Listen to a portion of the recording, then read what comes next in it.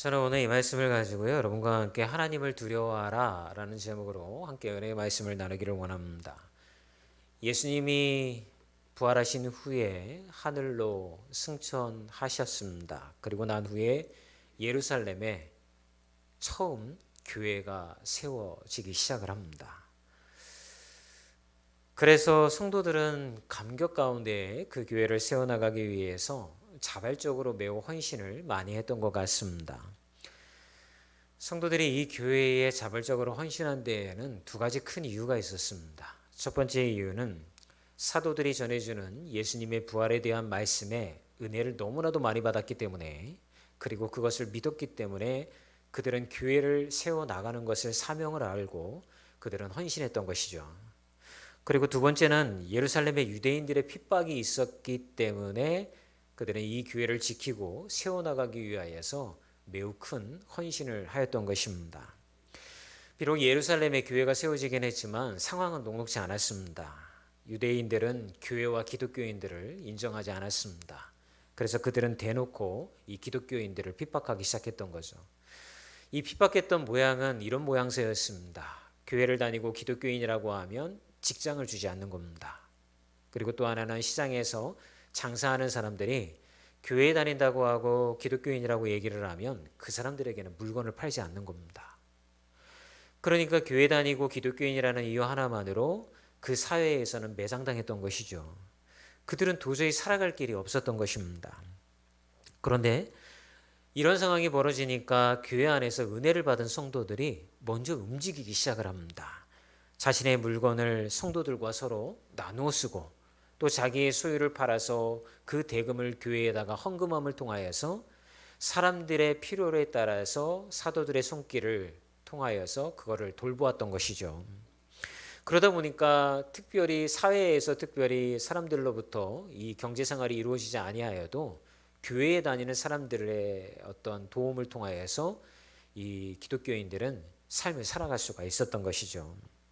그런데 오늘 성경 말씀을 보게 되어지면 교인들 중에 특히 바나바라고 하는 분의 이름이 언급이 되어집니다. 아마 그분의 헌신이 매우 큰 성도들에게 도전이 되었기 때문이었을 수도 있고, 또 존경을 한 몸에 받았기 때문일 수도 있었기 때문에 성경은 그의 이름을 따로 성경에다가 기록을 해놓았던 것 같습니다.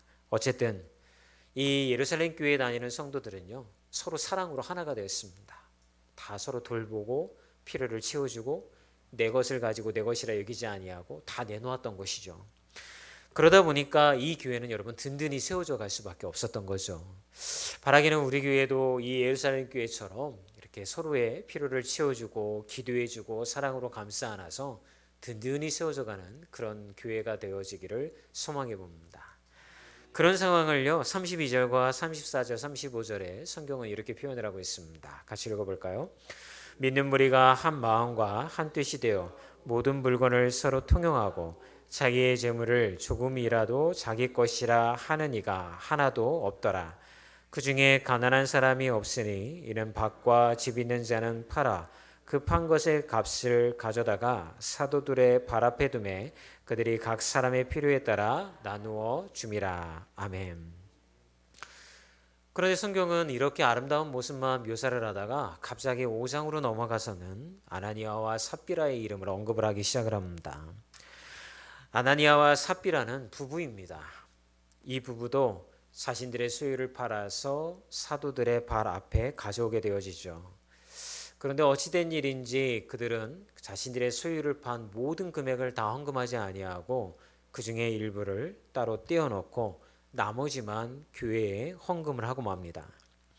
그리고 이러한 것은 혼자 독단적으로 이루어진 행위가 아니라 이 부부가 서로 상의해서 이렇게 했다라고 성경은 얘기를 해주고 있습니다.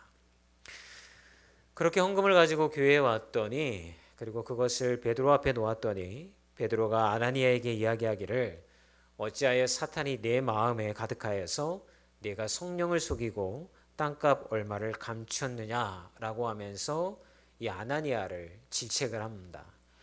베드로가 이러한 상황을 알았기 때문에 여러분 질책한 게 아닙니다. 성령께서 베드로의 마음 가운데 그런 것을 깨닫게 해주셨기 때문에 베드로는 이야기를 했던 것이죠. 그리고 놀라운 일이 벌어지는데 그 이야기를 듣자마자 아나니아는 그 즉시 그 자리에서 죽음을 맞이하게 됩니다. 하나님을 속인 심판을 받게 된 것입니다. 그리고 나서 3시간 후에 그의 아내인 삽비라가 교회를 찾아옵니다. 베드로는 동일하게 그의 아내에게도 묻습니다. 이 금액이 너가 판 모든 것에 대한 전부이냐? 그랬더니 아내니까 남편하고 상의한 대로 이야기할 수밖에 없잖아요. 남편이 죽은 걸 아직 모르는 거예요. 그러니까 아내도 똑같이 얘기를 합니다. 네, 그렇습니다. 그랬더니 베드로가 얘기를 하죠. 남편도 너처럼 얘기했다가 이 자리에서 죽었는데 너도 하나님을 속이느냐? 너의 남편을 장사한 청년들의 발걸음 소리가 저 문 앞에 이르는 것을 듣지 못하느냐? 하나님이 너를 심판하실 것이다. 아내도 그 자리에서 그만 죽음을 맞이하게 되어집니다. 여기까지가 오늘 여러분들이 읽은 성경 본문의 내용이에요. 그런데 여러분 이 말씀, 이 내용 이렇게 듣다 볼 때 여러분 마음 가운데 이런 생각이 들지 않습니까? 정말 이 부부가 벌인 이 일이 마치 직결 심판을 받듯이 그렇게 심판을 받을 정도로 심각한 죄였을까? 그리고 왜 하나님은 사랑의 하나님이시라고 그러는데 이 부부가 만약 죄를 짓고 하나님을 속이는 상황 가운데 있다고 한다면 회개할 기회를 주셨어야지. 그런 회개할 기회도 주시지 아니하고 이렇게 심판하시는 것은 좀 하나님의 모습이 아니지 않을까? 그리고 여러분 그걸 우리한테 접목을 하면 여러분 우리도 이 부부처럼 이 정도 거짓말은 하고 살잖아요. 여러분 그보다 더 심한 죄를 지은 바리새인들도 남아 있고 뭐 유대인들 중에 서기관들이나 또 바리새인들 또 예수님을 죽인 유대인들 로마인들 더 큰 죄를 지은 사람들이 주변에 수두룩한데 심판을 한다고 한다면 그 사람들이 먼저 심판을 받아서 죽임을 당해야지. 왜 예수님을 중간에 만나서 그래도 교회를 섬기겠다라고 하는 마음을 가지고 자기의 소유를 팔아서 비록 얼마는 떼어놨지만 그런 마음을 가지고 난 이 부부를 이렇게 죽음으로 심판한 건 너무한 거 아닐까? 이런 생각이 사실은 우리 안에 들잖아요. 근데 그렇다고 한다면 왜 하나님은 이렇게 냉정하고 단호하게 이 부부를 처리하신 이유가 있을 터인데 도대체 그 이유가 뭘까? 저는 이 궁금증을 가지고 이 본문의 말씀으로 여러분과 함께 은혜를 나누고 싶은 거예요. 첫 번째는 뭐냐면요. 주님을 두려워하는 마음을 가지라는 거예요. 여러분 예루살렘 교회의 아나니아와 삽비라가 죽은 사건은요. 단순한 사건이 아니었어요. 그 당시 유대인들의 사회와 이 교회의 성도들에게도 매우 큰 충격적인 사건이었다라고 하는 것입니다. 여러분 예수님 딱 이야기하면 여러분 떠오르는 단어가 있죠. 뭐예요? 예수님은 그렇죠. 예수님은 사랑이시라. 여러분 이 단어가 굉장히 중요해요. 이걸로 우리가 예수님의 모습을 딱 만들어내는 거예요. 그러면 예수님이 사랑이기 때문에 우리가 죄를 지어도 어떻게 하신다고 생각을 해요? 참아주시고 기다려주시고 인내하시고 우리를 포기하지 않으시고 그동안 수많은 말씀을 통해서 우리가 강조했던 건 바로 그런 예수님이라는 거예요. 이 초대교회 성도들도 구약시대의 하나님은 죄 지으면 즉각적으로 심판하는 징계의 하나님이셨는데 예수님이 오시고 나서 사랑의 하나님, 사랑의 예수님의 모습을 가르쳐 주시니까 그래, 새 언약의 시대, 새 언약을 통하여 열리는 새로운 교회의 시대 때에는 하나님의 사랑으로 가득 찬 이런 교회가 세워져 갈 것이고 그런 하나님을 만나게 될 것이라는 기대가 너무나도 컸다라는 거예요. 그런데 이 부부가 심판받는 모습을 보면서 이 성도들은 충격을 받은 거예요.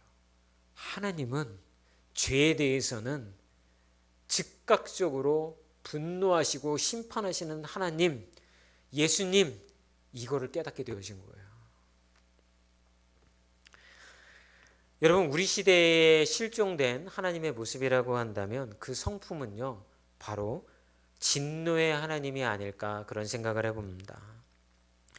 여러분, 우리는 하나님은 사랑이시다, 예수님은 사랑이시다는 말로 우리의 죄를 합리화하는데 우리는 너무나도 익숙해 있지 않습니까? 솔직히 여러분, 저는 이런 설교하는 것도 사실은 굉장히 부담이 돼요. 우리 교회에서 쇼츠를 이렇게 만들어 가지고서 유튜브에다 이렇게 올리잖아요. 그러면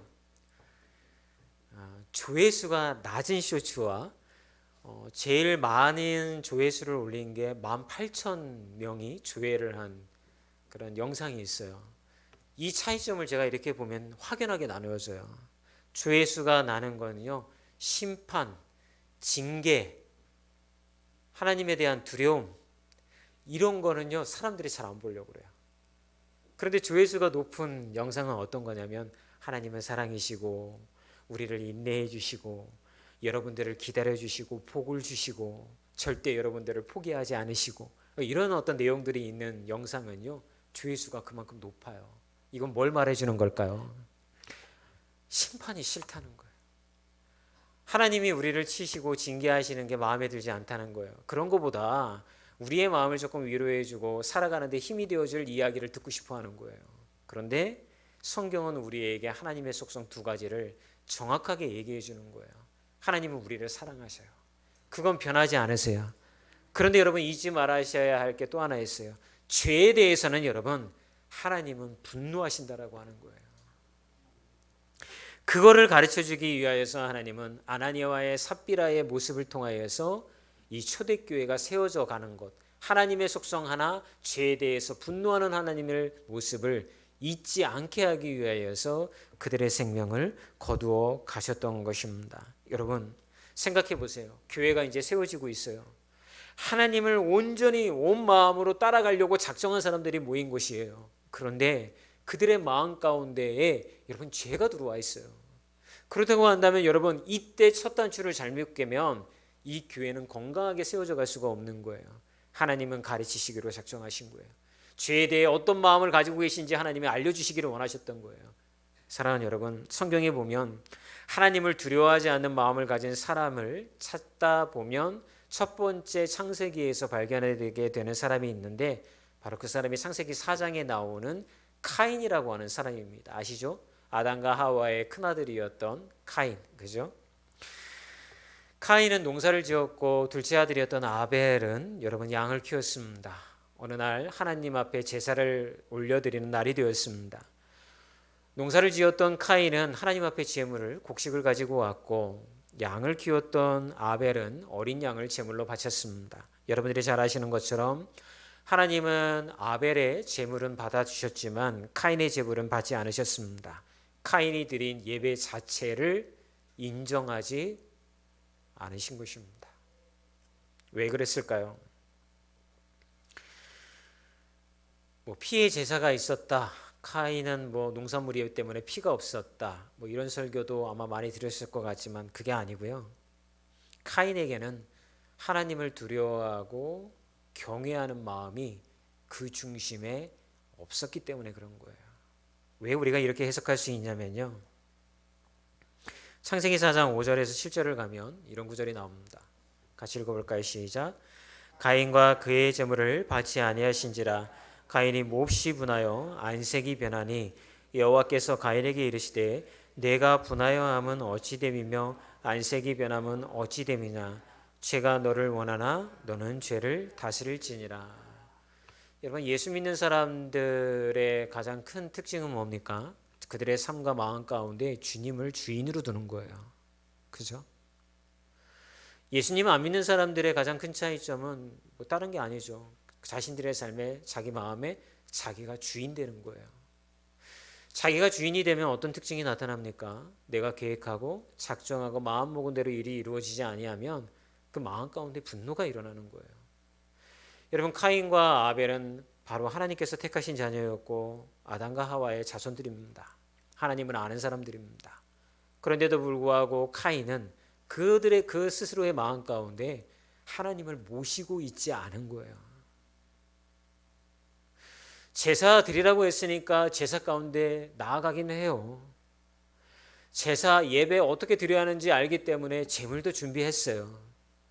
그런데 그는 단순하게 그것을 통하여서 하라는 대로 했을 뿐이지 그 마음 가운데 자신의 죄를 고백하고 하나님을 주인 삼고 하나님의 마음을 이해하며 그분을 닮아가기를 원하는 마음이 그의 마음 가운데는 없었다는 거죠. 그것은 두려워하지 않는 거예요. 하나님을 예배하지 않는 거예요. 하나님을 경외하지 않는 거예요. 그러니 그는 자기의 재물이 주님 앞에 받아들여지지 않으니까 분노하며 자신의 동상을 죽이는 범죄를 저지르게 되었던 것입니다.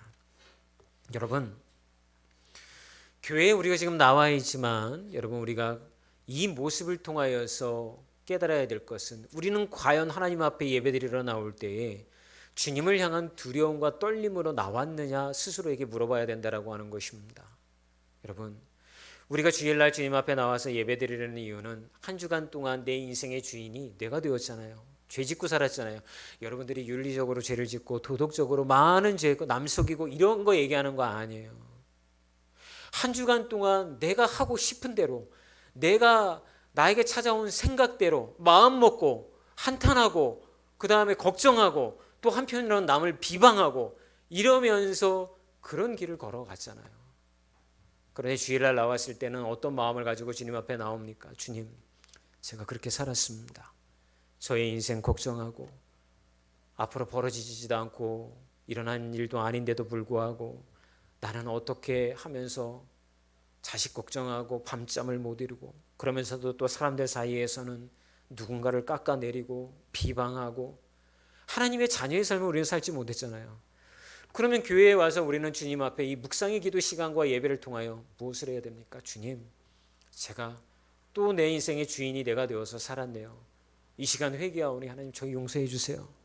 오늘 다시 주님 앞에 하나님의 자녀로 살아갈 수 있도록 결단하게 해 주세요.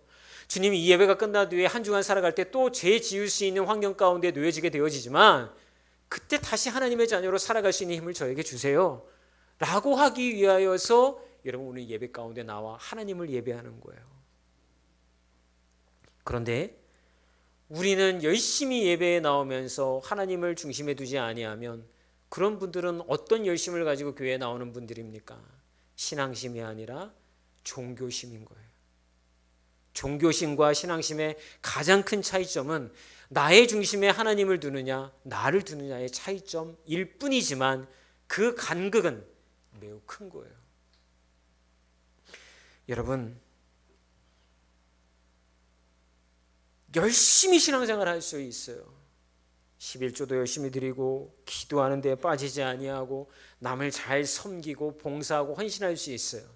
그런데 이 시간 오늘 말씀을 통해서 주님이 우리에게 요구하시는 건 너의 중심에 그러면 그렇게 하는 이유가 무엇인지를 돌아보라는 거예요. 나를 예배하고 나를 따르기 위해서 그렇게 하는 거냐? 아니면 혹시 나에게 잘 보여서 너가 고민하고 걱정하며 근심하는 문제에 해결받기 위해 지금 그렇게 하는 거냐? 라고 묻고 계신 거예요. 하나님은 우리의 겉모습에 속지 않으십니다. 사람의 중심을 보십니다. 그러므로 여러분 하나님 앞에 나올 때 두려움과 떨림으로 불꽃 같은 눈동자로 내 속마음까지도 다 보고 계시는 하나님 앞에 나아간다는 마음으로 예배 앞에 나오기를 주의 이름으로 축원합니다. 그런 성도들이 많아질수록 교회는 든든하게 세워져 가는 거예요. 우리의 이기심과 욕망을 가지고 교회를 세워나가는 게 아니라 한 사람이라도 예수를 따라가는 사람, 예수의 모습을 닮아가는 사람들, 그런 모습이 우리 가운데 나타나게 되어지면 세상은 우리 교회를 바라보며 하나님의 교회, 예수님의 교회, 주님께서 이끌어 가시는 참으로 복된 교회라고 칭찬하지 않겠습니까? 여러분, 그럴 때에 우리의 영혼도 힘을 얻게 되어지는 줄 믿습니다. 두 번째, 하나님이 이렇게 하신 이유는요, 사탄을 마음속으로 불러들이지 말라는 것입니다. 베드로가 좀 전에 뭐라고 말씀했습니까? 아나니아를 통하여서 그 마음 가운데 사탄이 가득하다라고 그렇게 이야기를 했잖아요. 그렇다면 우리가 이걸 잘못 말씀을 해석하면요, 어떤 생각이 드냐면 아나니아한테는 잘못이 없는 것 같아요. 왜냐하면 사탄이 다 이렇게 조종한 것 같아요. 그죠? 근데 아나니아가 그처럼 잘못된 행동을 한 것은 아나니아가 이렇게 잘못을 했다라기보다는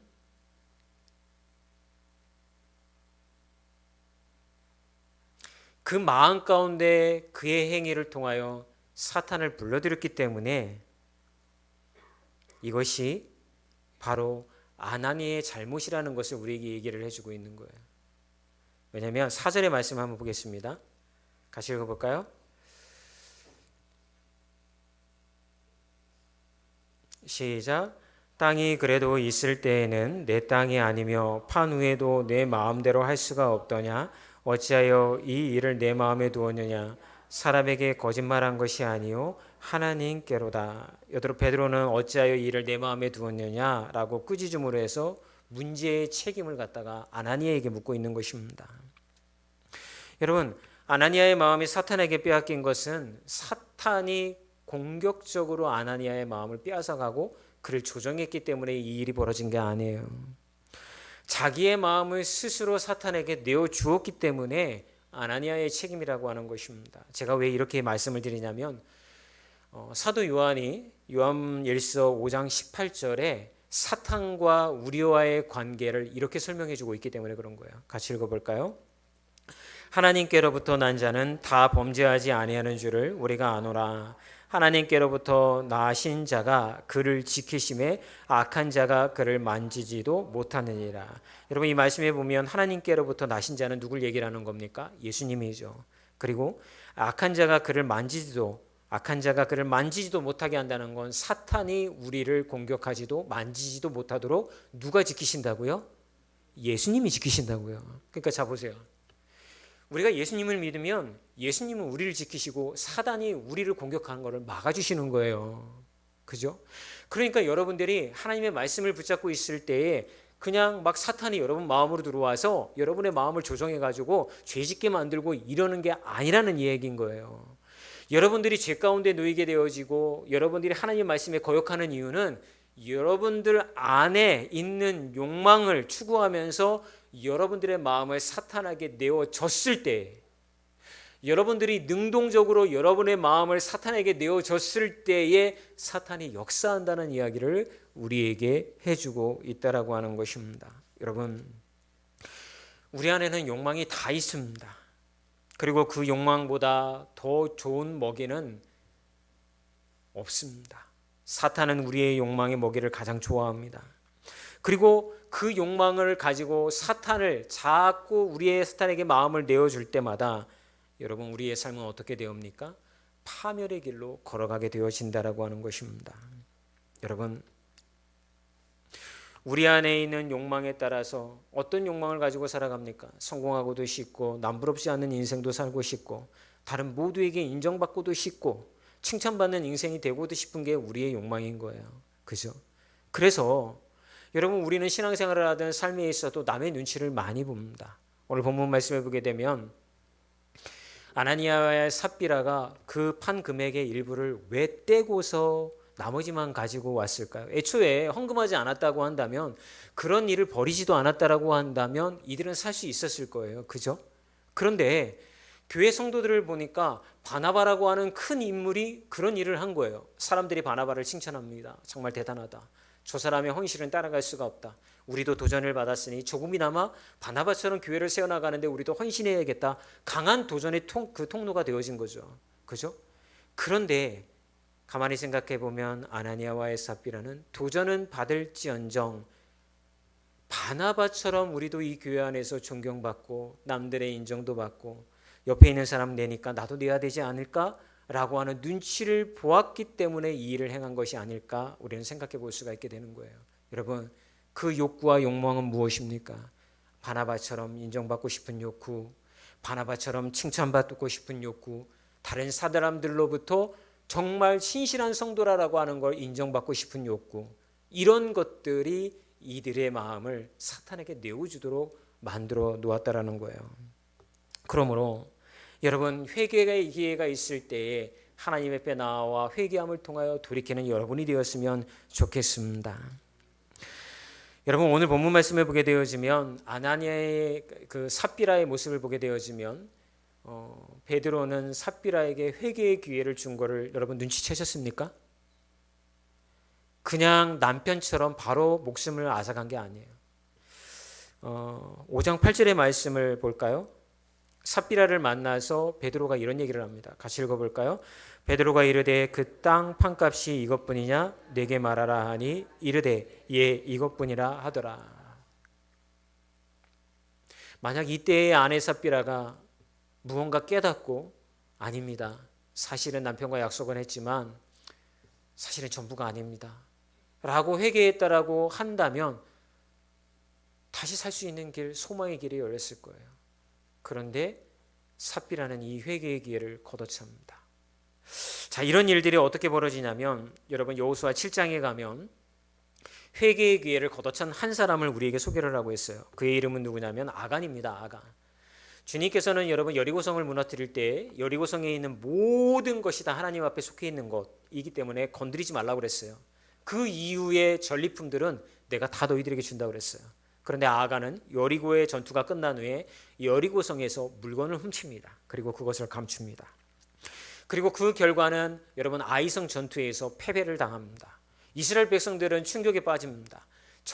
이 전쟁은 질 수 있는 전쟁이 아니었어요. 아이성은 너무 작은 성이었어요. 그런데 지고 나니까 정신이 번쩍 든 거예요. 하나님 앞에 기도합니다. 주님, 왜 우리가 이번 전쟁에 졌어야 됩니까? 그랬더니 너희 중에 죄를 지은 자가 있다라는 걸 알려주시죠. 주님이 제안하신 방법대로 제비 뽑기를 합니다. 12지파 대표가 모여서 제비를 뽑자 아간이 속한 유다 지파가 걸렸습니다. 그래서 유다 지파에 속한 족장들이 다 모여서 또 제비를 뽑습니다. 그랬더니 아간이 속한 세라 족속이 뽑혔습니다. 세라 족속에 속한 모든 가문의 대표들이 모여서 또 제비를 뽑습니다. 그랬더니 아간이 속한 삽디 가문이 뽑혔습니다. 여러분 생각해 보세요. 왜 하나님은 단번에 여호수아야 죄 지은 거 아간이야. 그러니까 가가지고서 아간에게 죄를 물어라. 왜 이렇게 하시지 아니하고 아무에게도 누가 죄를 지은 거라고 얘기하지 않으시고 제비뽑기를 통하여서 점점점 그 포위망을 좁혀왔을까요? 하나님의 마음은요, 아간에게 회개의 기회를 주시는 거예요. 여러분, 아간은 그걸 눈으로 다 보고 있잖아요. 자기가 범죄했을 때 어떻게 지금 자기에게 점점점 다가오는지를 보고 있잖아요. 그렇다고 한다면 아간이 여러분, 제가 잘못했습니다. 하나님이 하지 말란 죄를 제가 저질렀습니다. 용서해 주십시오 라고 했다고 한다면 아간은 생명을 구했을지도 모릅니다. 여러분, 또 하나의 장면이 기억나십니까? 아담과 하와가 범죄하고 난 이후에 여러분 아담이 숨습니다. 그랬더니 하나님이 에덴 동산을 걸으시면서 아담아 네가 어디 있느냐라고 물으십니다. 여러분, 하나님이 아담이 어디에 있는지 몰라서 아담아 네가 어디 있느냐라고 찾으셨겠어요? 어디 있는지 뻔히 알지만, 나는 네가 범죄한 걸 다 알지만 네가 스스로 숨은 곳에서부터 네 모습을 드러내고 주님, 제가 범죄했습니다. 잘못했습니다. 용서해 주십시오 라고 하기를 바라셨기 때문에 그런 모습을 취하신 거예요. 사랑하는 여러분, 우리에게도 마찬가지지 않습니까? 아간이 가진 욕망으로 인하여서 아감은 그 마음을 사탄에게 내어줬고 그 결과는 결국 생명을 노략질당하는 그런 심판이 있었던 것이죠. 그래서 그 사람들은 그가 죽은 골짜기의 이름을 아골 골짜기다라고 이름을 붙입니다. 여러분, 아골이라는 이름의 히브리 원어의 뜻을 보면요, 괴로움이라고 하는 뜻인 거예요. 이건 뭔 얘기합니까? 여러분들의 마음을 하나님에게 두지 아니하고 자꾸 여러분 사단에게 마음을 내어주잖아요. 그리고 여러분의 마음을 사단과 동행하잖아요. 그럼 여러분의 마음이 괴로운 가운데 있다라고 하는 것을 우리에게 얘기를 해주고 있는 거예요. 혹시 여러분의 삶 속에서도 성령을 속이고 욕망에 따라 살아가고 있다고 한다면 이제 여러분에게 기회가 왔습니다. 주님, 제가 작든 크든 하나님을 속이지 않겠습니다. 속인 것이 있다고 한다면 용서해 주십시오. 그리고 사단에게 내어주었던 욕망의 마음 또한 제가 주님 앞에서 회개하오니 저의 길을 인도해 달라고 주님 앞에 간구하면 주께서 새로운 길을 여실 줄 믿습니다. 여러분, 호세아서 2장 15절에 가보면 아간의 죽음 이후에 주님은 이렇게 말씀하십니다. 내가 그에게 아골 골짜기에서 소망의 문을 주리니. 여러분, 심판으로 주님은 끝내시지 않는다라고 하는 거예요. 회개가 있으면 하나님은 반드시 새 길을 우리에게 열어주신다라고 약속해 주시고 있다라고 하는 것입니다.